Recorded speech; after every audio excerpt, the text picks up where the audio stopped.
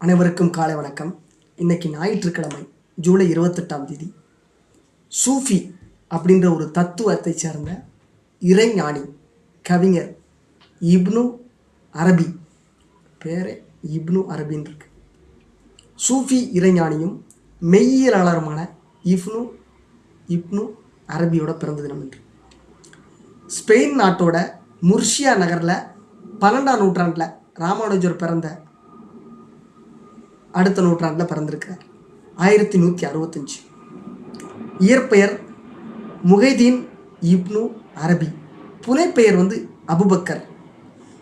தந்தை அந்நாட்டு அரசரிடம் அமைச்சராக பணிபுரிந்தவர்.